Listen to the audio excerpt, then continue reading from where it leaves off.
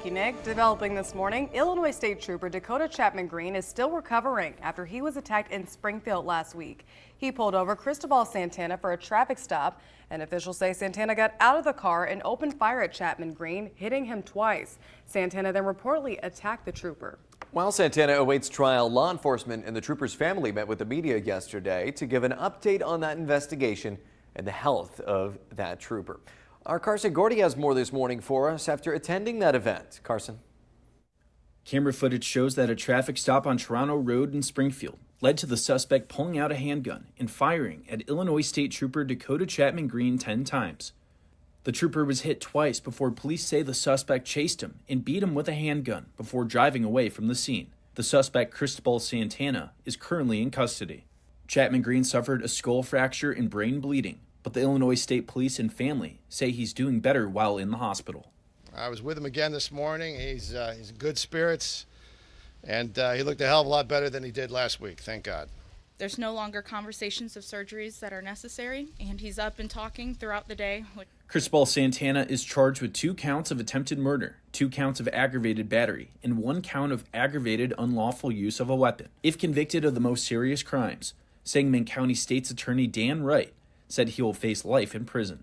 On Friday, Santana was denied release after a judge found him to be a danger to the public. The court made the requisite findings to grant our petition to hold the defendant in custody pending his trial. Questions remain with this investigation. Illinois State Police declined to state exactly why Chapman Green pulled over Santana, a Chicago resident, and whether the trooper knew Santana was believed to be a suspect in the murder of Adriana Lopez, a special education teacher who was shot 10 times last Sunday. Police say that Santana is currently in the hospital being treated for injuries after being hit by a police car. Chris Chapman Green, Dakota's mother, said her son will continue to be an Illinois State Trooper once he recovers. And he cannot wait to come back to work so he can protect all of you.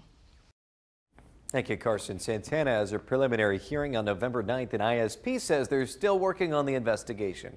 Of course, we'll share more information as we learn it on air and online. As that investigation continues, the trooper's mother is now sharing her side of the story. The call she got the night of October 24th is one no parent wants to get, and it changed her life forever. Cody's mom, Chris, says her family is not just grateful for the doctors and nurses, but for the support from around the world. She says it must be working because Cody is making a remarkable recovery, and he's already asking when he can go back to work. He's going to be there. Actually, he was going last Monday, but he's... No, he is going to be there. There's no ands, ifs, or buts about it. This is not going to make him any different.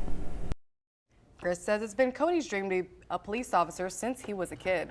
And more people involved with the incident now speaking out. A local resident ran outside to offer life-saving help after hearing gunshots outside of his bedroom window. Our Julia Rozier spoke with that man and has more on his experience. I woke up to some gunshots outside my window, looked outside, didn't really see the whole situation going down, but I did see the trooper was outside. He was clearly injured. He needed some help. So. Travis Revy was woken up on October 24th to the sound of gunshots outside his window. He ran outside and saw Illinois State Police Trooper Dakota Chapman Green injured on the ground. He was clearly struggling to, move around, get back to where he needed, get himself to safety.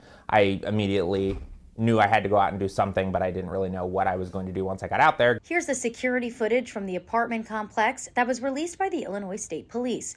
You can see Trooper Chapman Green walking towards his vehicle after the suspect has fled. And across the street, you can see Rebby asking him if he needs help. Luckily, my fiance was home, so I had him come to the window so that he could, phone in for help and reach emergency services. ISP Trooper Dakota Chapman Green was shot and attacked last week. The attack sent him to the ICU with gunshot injuries to the leg, a skull fracture, and brain bleeding. Rebby says he helped with medical care before EMS arrived. He says his background as a nurse helped with giving care. Once I got out there, I could see that he was, in need of some pretty major medical attention, and I have a history of stop the bleed training. Rebby says once medical care and law enforcement arrived, he stepped to the side to allow them to work. When you're in the moment, you don't think like you would outside of the moment. So, all I thought was if somebody's injured, I need to go help them. I have to get out there. And I just kind of reacted.